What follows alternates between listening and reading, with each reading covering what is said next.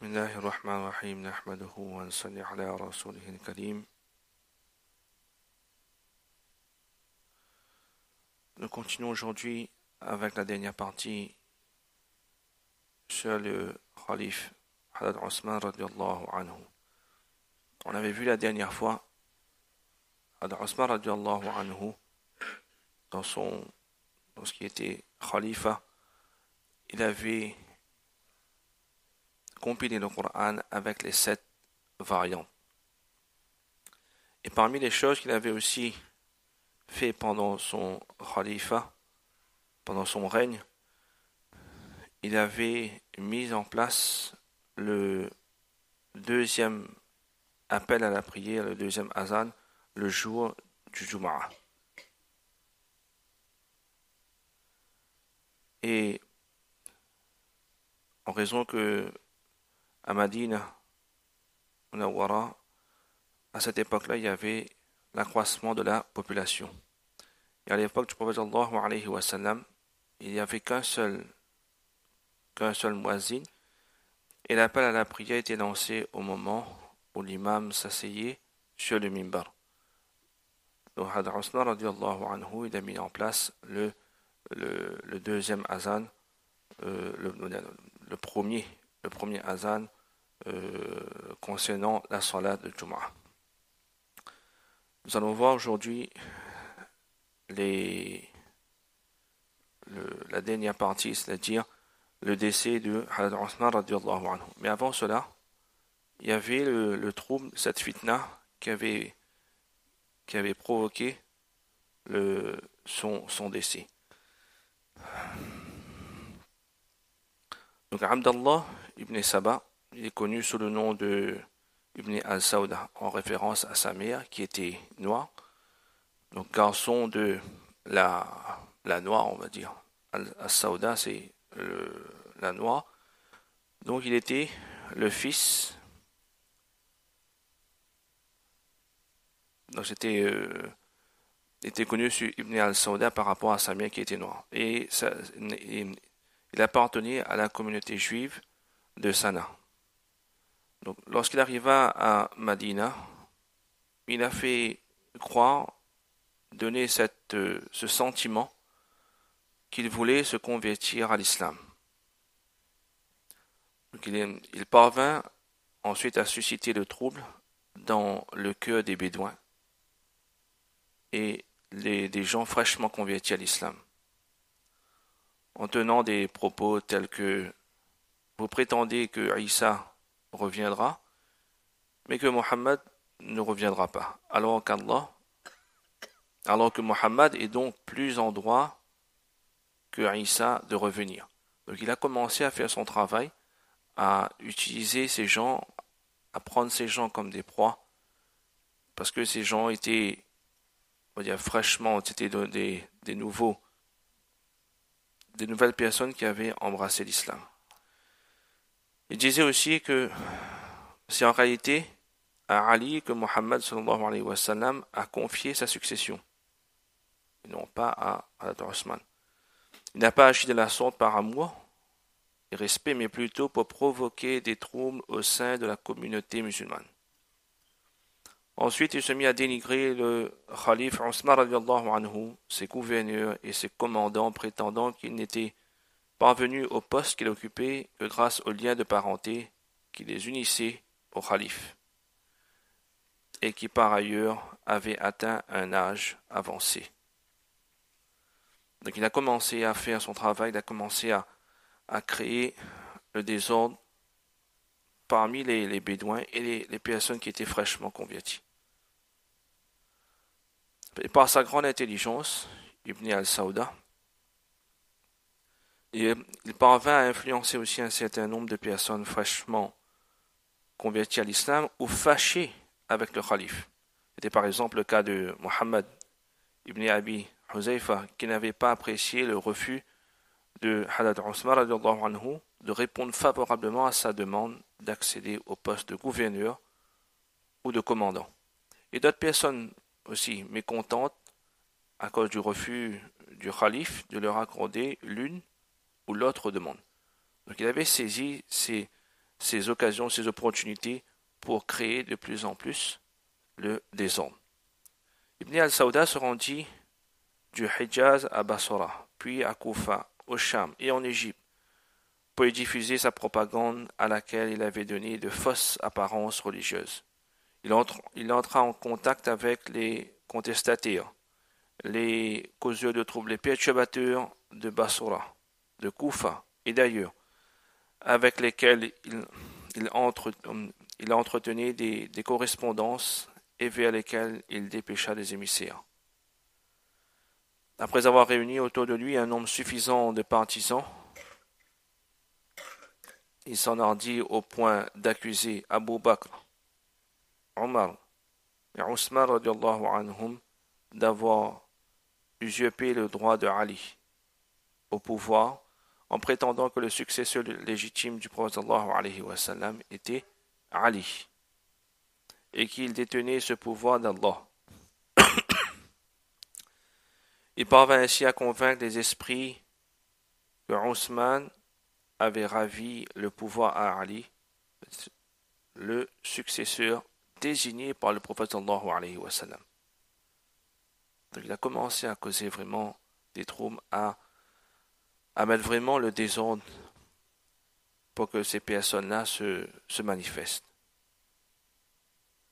Ousmane a usurpé le pouvoir.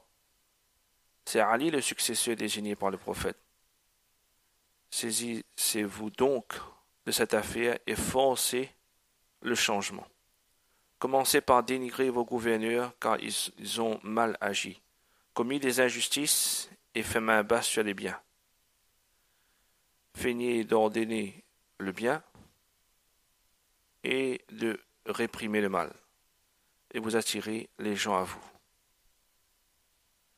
Puis appelez-les à adhérer à cette cause. Donc ces mensonges circulaient dans toutes les contrées, y compris à Madina. Lorsque Ousmane radiallahu anhu il avait connaissance de cela, il envoya Muhammad ibn Maslama à Koufa, Oussama ibn Zayd à Bassora, Abdallah ibn Omar à Damas et Ammar ibn Yasir à Fousta, parmi d'autres émissaires. Tous revinrent sans avoir noté quoi que ce soit de blâmable, excepté Ammar ibn Yasir qui s'était attardé en Égypte et qu'il avait entendu les mauvaises paroles qui étaient propagées à l'encontre du calife et de ses gouverneurs. Alors à ce moment-là, Ousmane radiallahu anhu, il a écrit à toutes les contrées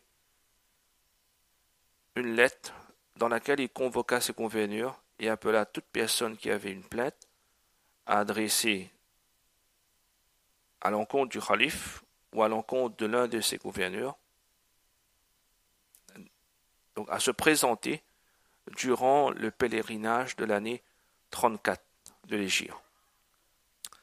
Donc chaque gouverneur se rendit auprès du calife. Muawiyah arriva du Cham, Ammar ibn al-As auprès d'Égypte, Abdallah ibn Sa'ad ibn Abi al-Sahr du Maghreb, Saïd ibn al-As de Koufa et Abdallah ibn Amir de Bassora.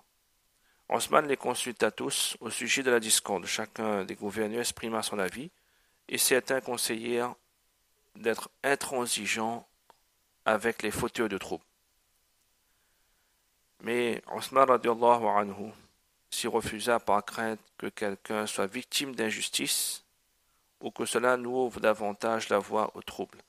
Donc il avait vraiment cette considération on va voir plus loin, qui va amener à son décès.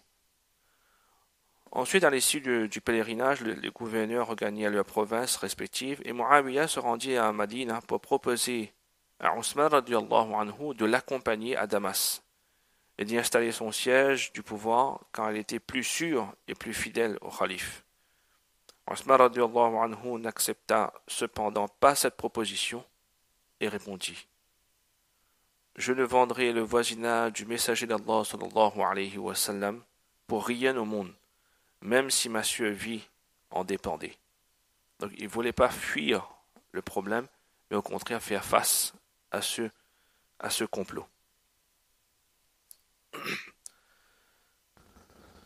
Et le trouble, au fur et à mesure, avait atteint son paroxysme. Au mois de Rajab, de l'an 35 de l'Hégire, le groupe des protestataires égyptiens se dirigea vers Madina, et Abdallah ibn Sa'ad ibn Abi al-Ash écrivit au calife pour l'informer de l'arrivée de cette foule qui le réprouvait et qui avait pris l'apparence de pèlerin. Lorsqu'il fut approché de Madina, Osman radiallahu anhu ordonna à Ali ibn Abi Talib de sortir à leur rencontre et de les renvoyer vers le pays avant qu'ils ne pénètrent la ville. Et Ibn al-Sawda, il avait répandu cette nouvelle que c'était Ali radiallahu anhu qui était normalement, on va dire, à ce pouvoir. Et que Uthman radiallahu anhu l'avait pris de ce pouvoir-là. Donc c'est la raison pour laquelle Uthman radiallahu anhu, il envoya Ali ibn Abi Talib.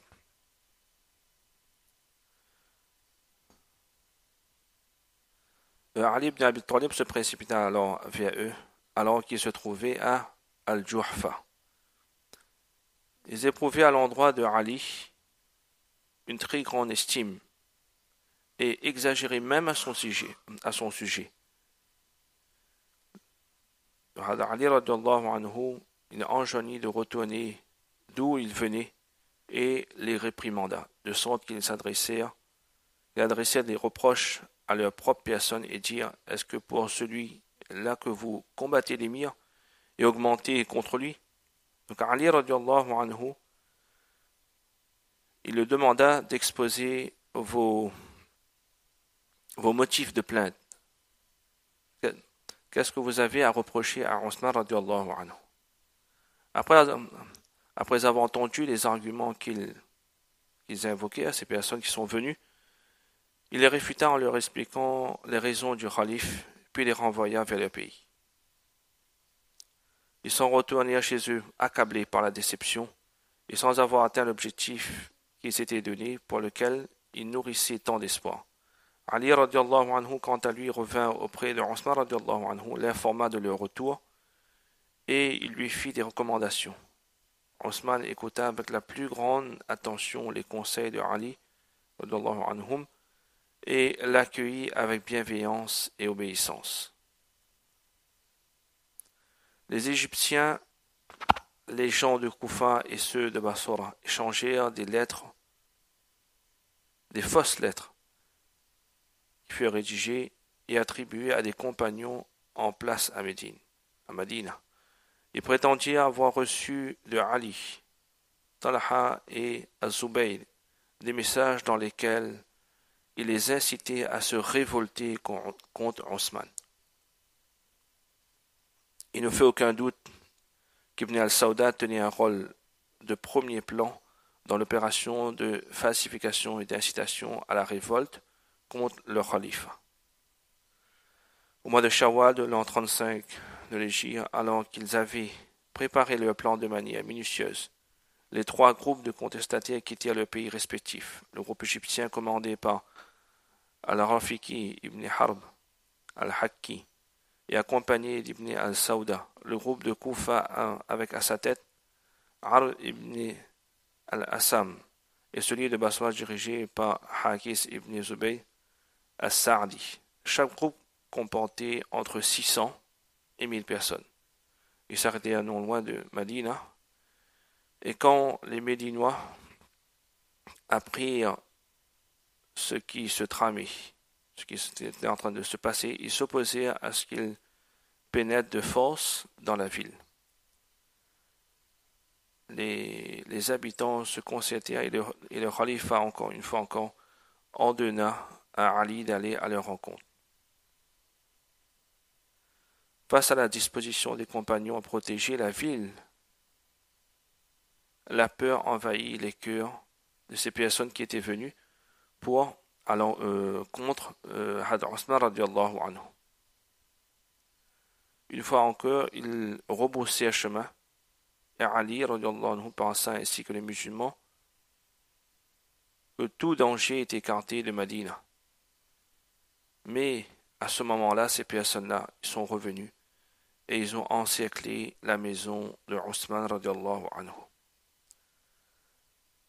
Interrogés par Ali quant à la raison de leur retour, ils affirmèrent que le calife avait envoyé une lettre ordonnant de le tuer. C'est ce qu'ils avaient comploté derrière Ibn al-Saouda. Ils avaient envoyé de fausses lettres de la part de Ali, Talha et Zubayr, et les incitaient à se révolter contre Othman radiallahu anhu. C'est ainsi qu'il apparaît de manière évidente qu'il s'agissait d'un accord conclu à l'avance et d'un plan élaboré minutieusement pour parvenir à entrer à Médine et prendre les habitants à l'improviste. Cela prouve aussi que la lettre divulguée par les Égyptiens était fausse. On interrogea Othman radiallahu anhu au sujet de la lettre et il répondit: je jure par Allah que je n'ai ni écrit, ni dicté, ni eu connaissance de quoi que ce soit concernant cette lettre. Par la suite, Othman radiallahu anhu, sa maison fut encerclée et il fut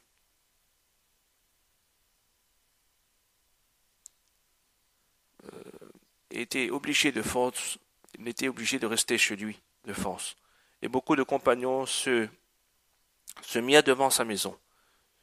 Sur ordre de leurs parents, un groupe de fils, de compagnons, ils allaient se poster devant la porte de la maison de Othman radiallahu anhu. Il s'agissait de Al-Hassan et Al-Hussein, et Abdallah ibn Az-Zubayr, Abdallah ibn Abbas et Abdallah ibn Omar, Muhammad ibn Talha radiallahu anhum. Ils se mirent à le défendre verbalement en empêchant que quiconque parmi ces personnes, ces dissidents, puisse entrer. Othman radiallahu anhu fut même empêché de se rendre à la mosquée, à la masjid, à ce moment-là. Donc il avait déclaré aussi que toute personne sur qui j'ai un droit de baisser sa main et de retourner chez eux. Donc il avait même incité ces personnes qui étaient venues pour le défendre de rentrer chez vous. Alors qu'il était en danger. Il était en danger de mort, il y avait des personnes à l'extérieur, ces dissidents qui voulaient le tuer. Et quiconque, on va dire, il va ranger son épée dans son fourreau, je lui accorde sa liberté. Lorsque Ali radiallahu anhu lui demanda la permission de se battre pour le défendre, Othman radiallahu anhu lui répondit: par Allah, que tout homme qui considère qu'Allah a un droit et reconnaît que j'ai un droit sur lui s'abstienne de verser à cause de moi le sang d'autrui.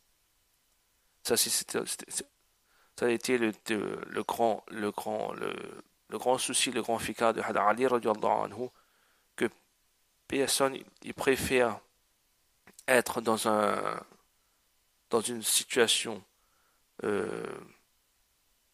très inquiétante au lieu que le sang du voisin se verse à cause de lui-même.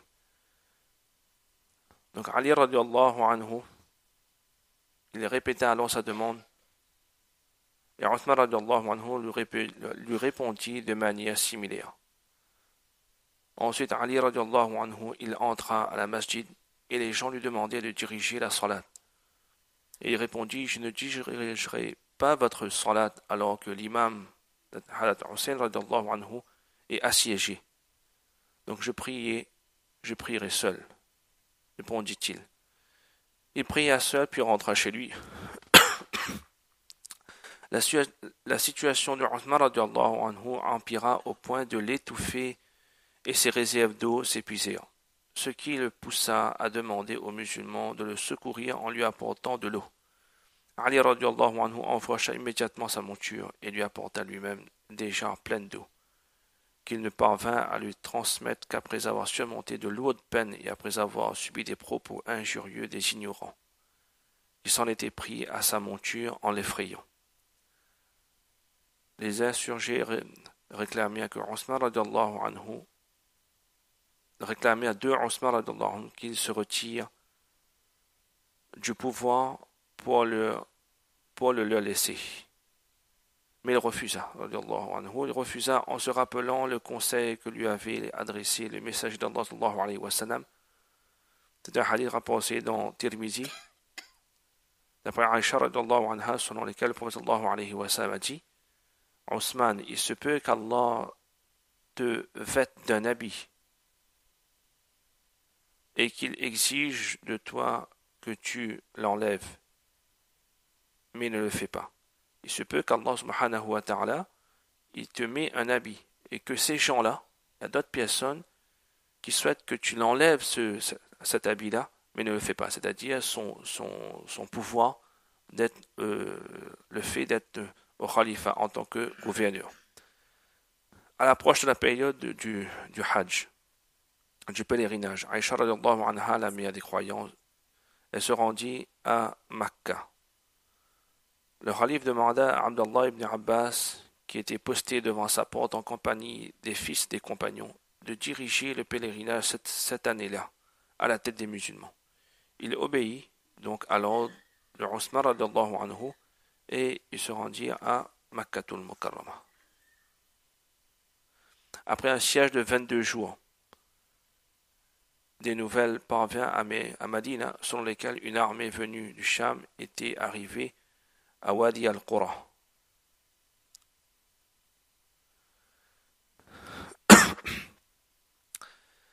Et Othman radiallahu anhu, quant à lui, il avait recommandé les fils des compagnons et incité lourdement afin qu'ils jettent leurs armes et qu'ils ne combattent personne.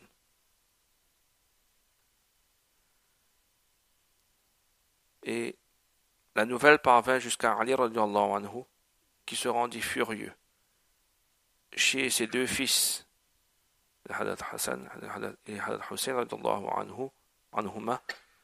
Il lui a dit: comment a-t-on pu tuer l'ennemi des croyants alors que vous étiez tous les deux postés devant sa porte? Donc, à un moment donné, il y avait les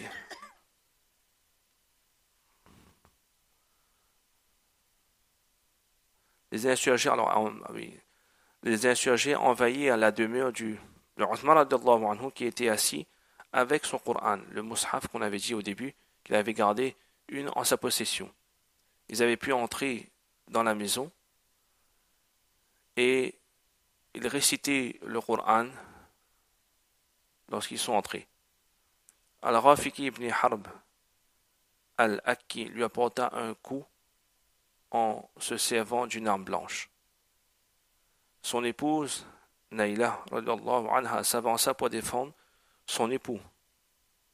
Et Katira ibn Umran lui coupa les doigts.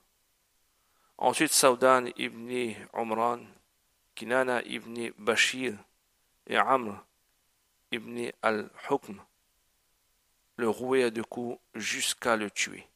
Sa maison fut alors pillée, de même que la trésorerie de l'État.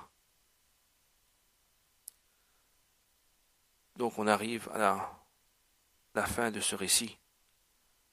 On voit que Hadad Ousmane radiallahu anhu, il a préféré que toutes ces personnes qui étaient là pour lui porter secours, il avait ordonné à ces personnes de rentrer chez eux afin qu'il n'y ait pas de sang qui coule à cause de lui-même. Donc il a préféré sacrifier sa vie pour ces personnes-là, pour ces gens qui voulaient le tuer.